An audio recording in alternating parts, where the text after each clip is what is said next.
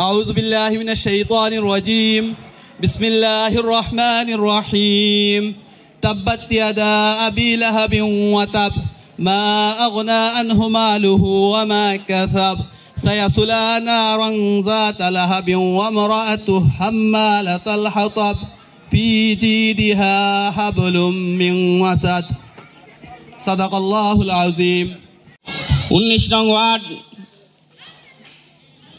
শ্রমজীবী ভাই ও বোনদের সাথে আজকে এই মত বিনিময় সভার উপস্থিত আজকের মত বিনিময় সভার সম্মানিত সভাপতি শ্রমজীবী ভাই আব্দুর রহিম, মঞ্চে উপস্থিত আজকের আমাদের প্রধান অতিথি সিলেটের গণমানুষের নেতা, সিলেট এক আসনের আগামী দিনের কান্ডারি, সিলেটের আপামর মানুষের নেতা জনাব খন্দকার আব্দুল মুক্তাদির কিছুক্ষণের মধ্যে মঞ্চে আসবেন। আর উপস্থিত আছেন সিলেট মহানগর বিএনপির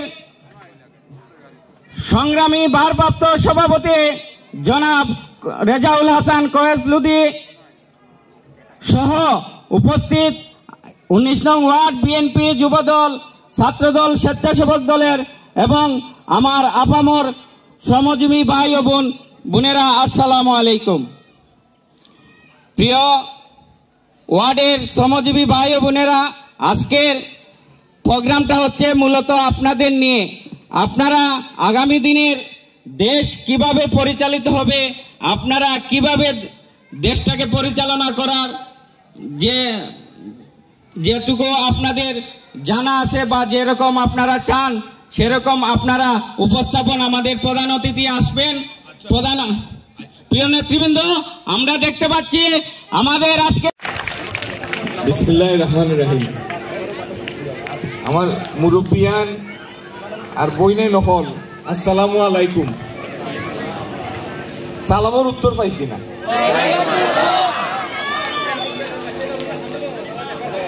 আমরা হলেও আপনারা সবরে অসংখ্য ধন্যবাদ, সব এখানে এক জায়গা তুলছেন। ইলা সমাবেশ তো সচরাচর হয় না, ঠিক না নি? খেনে হইতো না, খেনে আপনারা গেছে আমরা ইচ্ছা স্বাধীন আইতাম পারতাম না। কারণ গত 15, 16, 17 বছর দেশটা স্বাভাবিক আছিল না।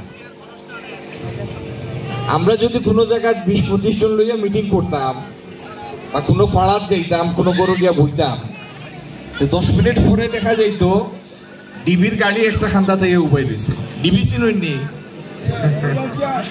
পুলিশের গাড়ি একটা খান্দা থেকে উবাই দিচ্ছে। আমরা এটা আসির কথা, কিন্তু তখন যেটা হুম এটা আসির নাই। আমরা বহু সহকর্মী, সহ রাজনৈতিক যোদ্ধা, সহযোদ্ধা নাই হয়ে গেছে, তারা অদৃশ্য করে দিছে, গুম করে দিয়েছে। অনেকে মারা গেছেন, আহত হয়েছেন হাজারে হাজার, আর মামলার শিকার হয়েছেন লাখ লাখ। কিতার লাগি এত কষ্ট করছি আমরা এত বছর ধরে? আমরা খুঁজলাম যে এই দেশের মানুষের অধিকার হইল যে আমরার নেতৃত্ব আমরা নিজে ঠিক করতাম। কিলা ঠিক করতাম? আমরা স্বাধীন ভোট দিতাম, আমরা স্বাধীনভাবে যারে পছন্দ আমরা তারে ভোট দিতাম, যে দলের পছন্দ হো দলের ভোট দিতাম। দুঃখের বিষয় যে সরকার কয়দিন আগে বাগি গেছিল না নি? যে সরকার কয়দিন আগে বাগি গেছে, এরা এটা বুটর পদ্ধতি বদলাইয়া তারা এক সুইচ পদ্ধতি আবিষ্কার করছে। তারা সুইচ টিপলে তারার ভিতরে দেখি এমপি বার হয়ে যেতা, সুইচ টিপলে তারার ভিতরে দেখি প্রধানমন্ত্রী বার হয়ে যেতা। এইভাবে তারা 15 বছর চালাইছে। তো যেহেতু সুইচ টিপিয়া এমপি মন্ত্রী হয়েছে, ওটার লাগি কোনোদিন আপনার সামনে আওয়া লাগছে না এবং কোনো জবাবদিহিতাও আসিল না। ও যে আমি আমার ডাইনে ভাবে আমার দলর বাই হলরে লইয়া আপনারা সামনে আইছি, ওখন যদি আপনারা আমি কোনো কথা হই যে আমরা আপনারা লাগি ওটা করমু, এরপরে আপনারা নির্বাচনও আমরা সমর্থন দিলা, ফাটাইলা আপনারা দেখভাল করার লাগি। 5 বছর পরে পরবর্তী নির্বাচনের আগে যদি ইটা কথা না রাখিয়া ফেরত আয়, তাইলে ওলা সুন্দর করে চাইবানি না কিছু আদর যত্ন করিয়া ফেরত দিবা, ঠিক না নি? এটার নাম হইল জবাবদিহিতা। তো যখন ভোটের অধিকারটা আপনার আমার আত থাকবো, তখন যারাও রাষ্ট্র পরিচালনার দায়িত্ব চাইব, এরা ন্যূনতম ডর থাকবো যে আমি যে ওয়াদা করিয়া যাইমু এই ওয়াদা রক্ষা করিয়া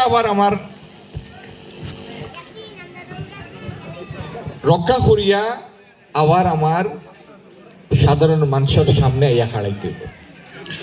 তো আমরা যেই নেতা জনাব তারেক রহমান সাহেবের নাম তো শুনছই না আপনারা, বই নাই না আপনারা শুনছই নি?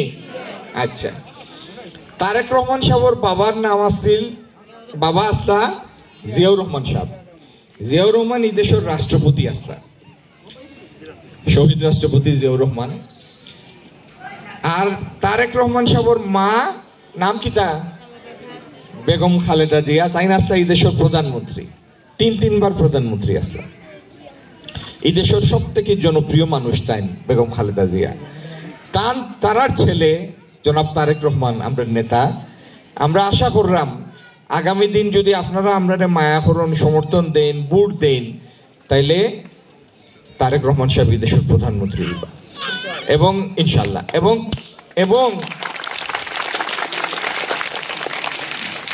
এবং তাই যদি রাষ্ট্রীয় দায়িত্ব পালনের সুযোগ পাইন, আমরা যদি তার লগে এই রাষ্ট্র দায়িত্ব পালনের সুযোগ পাই, তাইলে তান বাবায় এই দেশেও পয়লা বয়স্ক শিক্ষা চালু করছিলাম জিয়াউর রহমান সাহেব। মিজুল ইসলাম একজন কলম বন্ধু এবং পেশায় শিক্ষক। ভাইয়ের কাছে ভাই বলছি, স্যার বলছি না, আপন করে বলছি ভাইয়া। ভাইয়ের কাছে আমার দাবি বা আবদার, আমাদের শিক্ষার্থী, আমি শিক্ষা নিয়ে দুটো কথা বলতে চাই। যেমন ধরেন ক্লাস 5 পর্যন্ত আমরা যখন প্রাইমারি থেকে শেষ করে হাই স্কুলে যাই, তখন একজন শিক্ষার্থী 6-এ ভর্তি হয়। 6-এ পাশ করার পরে 7-এ ভর্তি হয়, 6-এ 8-এ 9-এ। কেন ভর্তি হবে? বারবার কেন শিক্ষার্থীরা ক্লাসে ভর্তি হতে হয় একই স্কুলে? এবং ভর্তি ধরেন একটা পরিবারের 3টা বা 4টা বাচ্চা আছে, ভর্তির সময় দেখা যায় অনেক টাকা, 3000, 4000 কোন সাধারণ স্কুলে, আমি 3000 টাকা নিম্নে ধরছি, প্রাইমারি কিন্ডারগার্টেন স্কুল আছে 7000, 8000 করে। তাই 3-4টা বাচ্চা কতটুকু টাকা দরকার হয় একটা ফ্যামিলিতে, একটা চিন্তা করেন। এইগুলো বন্ধ হোক। আমরা শুধুমাত্র 6-এ ভর্তি করবো বাচ্চাকে এবং 10 পর্যন্ত বিনা বেতনে পড়তে চাই, এটাই আমার সময়ের দাবি। ভাইয়ের কাছে আমার আরেকটা আবদার, আগে আমাদের 19 নম্বর ওয়ার্ডে আমরা যতটুকু পেরেছি স্বাস্থ্য সেবা পেয়েছি, আমাদের সব বোনেরা পাইছেন। তো আগে তো টিকা প্রতি সপ্তাহে পাইছেন না? পাইছেন, কিন্তু আপাতত এগুলা বন্ধ। এগুলা কবে আসবে আপনার মাধ্যমে আমি জানতে চাই। আরেকটা জিনিস জানতে চাই, আমরা টাকা দিয়ে খাই, আমরা তো মাগনা কিছু এই দেশে খাই না, কিনে কষ্ট করে কিনে খেতে হয়, কিন্তু প্রত্যেকটা জিনিসে ফরমালিন। কেন? এই ফরমালিন নিয়ে অনেক যুদ্ধ হয়, কিন্তু সমাধান হয় না। এগুলোর সমাধান চাই। আশা করি ভাইয়া এগুলো বিষয়ে খেয়াল করবেন। ধন্যবাদ আপনাকে। দেখছি আমি ছোট থেকেও দেখি যে আমার ফ্যামিলির সবাই বিএনপিরে সাপোর্ট করেন বা বিএনপিরে ভোট দেন। তো আমরাও ভোটার হয়েছি, নতুন কোনো সময় ভোট দিতাম পারছি না, এই সুযোগ পাইছি না। আমার ভাই বন্ধুর রক্তর বিনিময় যে এই সুযোগ আইছে, আমরা এখন মারতে পারলাম। আমরাও চাইলাম যে যাইতা বিএনপি, বা আমরাও ভোট দিতাম, সবসময় আমরা সাপোর্ট করি বিএনপিরে। তো অনেক তো দেশের মধ্যে শান্তি দেখছি, তখন আমরা চাইলাম যে আপনারা ভোট দিয়া জয়যুক্ত করতাম, পাশ হইয়া দিলে আপনারা আমরা লাই কিতা করবা, যে আমরা গরিবরা লাই কিতা। আমরা তো সবসময় চাই যে আমরা তো বড় লোকের কাছে কোনো সময় কিছু চাইতে পারি না, কইতেও পারি না। আমরা খোয়ার মতো ওজন নেতা চাই বালা, যে আমরা কাছে আমরা গিয়ে তার অত সময় চাইতে পারি, কইতাম পারি। তো আমরা পাই আপনার কাছে সুযোগ সুবিধা। আমরা চাইলাম যে আপনার পাশকা আমরা কি আমরা আপনার কাছে যাতে আমরা দুঃখ সুখের কথা শেয়ার করতে পারি, বা আপনার আমরা লইয়া চিন্তা ভাবনা করবই। তো আশা করি আমি চাইমু আপনার কিতা করবো আমরা লাগিয়ে কইয়া যাইবা। আসসালামু আলাইকুম। আপনি শ্রমজীবী মানুষদের জন্য কি করতে পারবেন এটা বলে যাবেন। আসসালামু আলাইকুম। হ্যালো, আমি একটা বিচার চাই। কতদিন আগে আমার মেয়ে ফিরিশান হয়েছে, ওগুলো আমি বিচার চাই।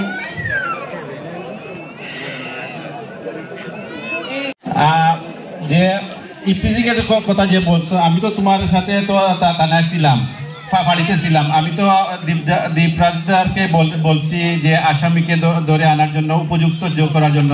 আমি তোমাকে বলেই তো আসছি, যত ধরনের হেল্প লাগে আমি করব, যত ধরনের সহযোগিতা লাগে আমি তোমার পাশে থাকবো। কোনো তুমি ভয় পেও না, তুমি তোমার মেয়েকে বলবা সঠিক যেন জোটা দেয়। আসামি তো এখন যেহেতু আছে, থানায় আছে, জেলে আছে। আর এরপরেও আমি তোমাকে এখনো বলতেছি, তোমাকে কেউ যদি ভয় ভীতি দেখায়, আমি তোমার পাশে আছি, আমি থাকবো। আমি তোমাকে বলছি, তোমার যত ধরনের যে হেল্প লাগে আমি করতে রাজি আছি। বোন আপনি একটু খাড়াইন, তাইলে আমি দেখো। হ্যাঁ, আচ্ছা, তাই বিএনপির এই ওয়ার্ডের সভাপতি নাদির সাহেব, হ্যাঁ, যে এটা ঘটনাটা ঘটাইছে, গ্রেফতার করা হয়েছে তারে, আপনি জানেন তো নানি? আচ্ছা, তা আপনার কোনো অসুবিধা হইলে আপনি তার লোকে যোগাযোগ করবা, তাই না আপনার সাহায্য করবো, ঠিক আছে? রাশিয়ান ফিশারিতে চাকরি করছিলাম। জিয়া রহমান সাহেবকে আমি নিজে দেখছি, নিজে হাত মিলাইছি। ইনশাল্লাহ আমার এতটুকু গরিমা আছে এবং গৌরব আছে। তে আপনি আমাদের জন্য কি করতে পারেন? জিয়া রহমান সাহেবের খাতে খামারে কাজে আমাদেরকে বহুত উৎসব দিছে। কক্সবাজার রাশিয়ান ফিশারিতে যখন আজিমুন্নান ফিশারিতে চাকরি করছিলাম, তখন উনি আমাদের সাথে শুটকি পর্যন্ত উল্টাইছে আমার নিজের হাতে। তো আপনি আমাদের জন্য কি করতে পারেন? এই জন্য আপনার কাছে আমরা অকুল আবেদন। এই সবার শুরুতেও আজকের প্রধান অতিথি জনাব খন্দকার আব্দুল মুক্তাদি সাহেব বক্তব্য দিচ্ছেন, এবং আমরা এখানে কিতাল লাগিয়ে আইসি তাই বিশদ বর্ণনা করছেন, এবং আপনারাও কিন্তু খোলা মনে অনেক প্রশ্ন করছেন নাইনি? আপনারা একটা জিনিস খেয়াল করে দেখো যে আমরা গত 15 বছর নির্যাতিত হয়েছি। আপনারা বিশ্বাস করবানি, আমরার মনের ভিতরে এই আকাঙ্ক্ষা আসিল যে আমরার শ্রমজীবী ভাই বোনেন্তরে লইয়া বইতাম, তারার সমস্যাগুলা শুনতাম, তারার অভাব অভিযোগগুলা শুনতাম। এই উদ্যোগগুলা যখনও আমরা লইছি, তখনও কিন্তু আমরারে সেই বিগত সরকার এবং তার পুলিশ বাহিনী গ্রেফতার করছে, গড় থাকবার দিছে না। আজকে আমরা ওই যে নেতৃবৃন্দ সকল আছেন, আজকে অত সুন্দর পরিবেশে আমরা যে বইয়ে আলোচনা করিয়ার আমরার মনের কথাগুলা কইতাম পারলাম, আমরা আল্লাহ রাব্বুল আলামিনের শুকরিয়া আদায় করিয়ার যে আগামীতে যে দিনগুলা, আর এই দিনগুলা আমরা আজকের যে প্রধান অতিথি, একটা জিনিস খেয়াল করো, প্রত্যেকটা প্রশ্নের উত্তর তাই এখান থেকে দিয়া যাইতে হইব, কথাটা বলার নাইনি। ইনশাআল্লাহ তাই প্রশ্নের উত্তর দিবা, এবং আজকে যে আলোচনাটুকু এবং প্রশ্ন উত্তর পর্ব যেটা, এটার সফল বাস্তবায়ন করার লাগি ইনশাআল্লাহ তাই কাজ করবা।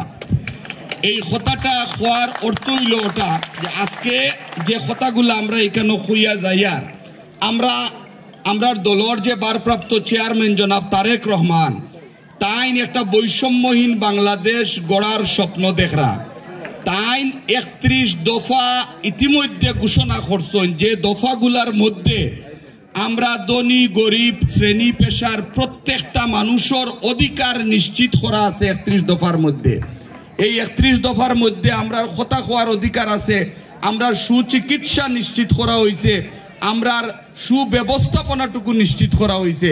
আমার এক সম্মানিত বইনে কইছেন যে কথাগুলো, আমি কোনো প্রশ্নের উত্তর দিতাম না, আমি খালি ও কথা কইমু যে আমরা আজকে এখানে যে কমিটমেন্ট এবং যে প্রতিশ্রুতি এবং যে কথাগুলা হইয়া যাইমু, ইনশাআল্লাহ খন্দকার মুক্তাদির সাহেব 2018 সালেও নির্বাচন করছেন, আপনারা নিশ্চয়ই জানেন, দানর শীষ লইয়া, এবং 1 ঘন্টার মধ্যে এই সিলেট 1 আসনের মানুষে সুযোগ পাইছিল, 1 ঘন্টা 1,20,000-এর উপরে ভোট দিছে।